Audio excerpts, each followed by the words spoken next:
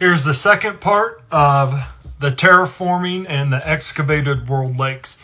And so obviously I had to understand weather currents and how it would move through the air, how it would move through the water if this was to happen, right? So I looked at a number of different models of how the slurry would come out of here. But so I was like, okay, this doesn't make sense. I said, these are the natural flows, but we know that Mississippi went the opposite direction a few different times, right? But so I kept trying to figure out how did it go west? How did it go against the currents to go that way? And then that's when I figured out some other things. So let's get it started. So where does all the spoil go?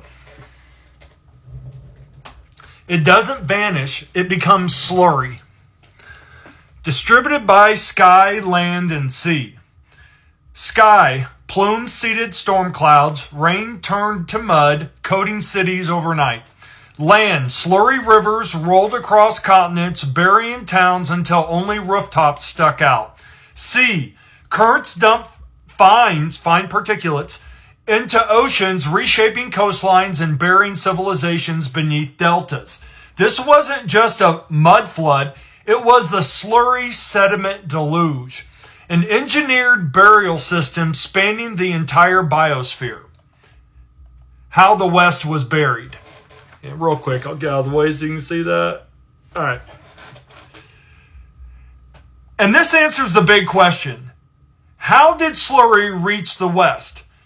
Not one hose across a continent, a network of synchronized outburst routes, all triggered in the same reset clock.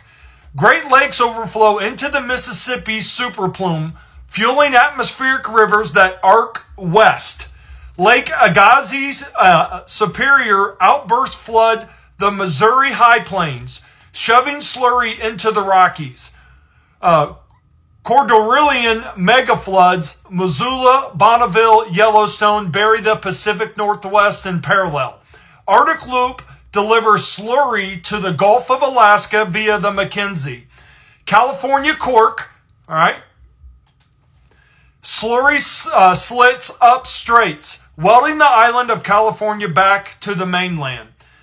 That's how Western cities end up with 40 feet of their buildings buried. Multiple feeds arriving at once. Local megafloods, coastal slurry, atmospheric mudfalls, and ground collapse into saturated bay muds.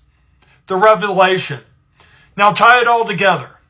The Great Lakes weren't carved by glaciers. They were excavated basins with dunes as their spoil rims. The same excavation scars exist worldwide. Victoria, Titicaca, Caspian, Ariel, Baikal, the Dead Sea. Saline lakes aren't fossils of oceans. They're engineered batteries. Slurry fallout seeded the skies, rivers, and seas in a coordinated slurry sediment deluge. The West was buried not by chance, but by a synchronized network of resets. This is not geology. This is not myth. This is terraforming. And it's been sitting in plain sight all along. I don't even know what else to say. I mean, I can't even say try to prove me wrong because it's right in front of everybody's freaking face. You see it now, right? Do you see it? Hope you have a blessed day. Namaste. And tomorrow we'll finish her up. Have a great night.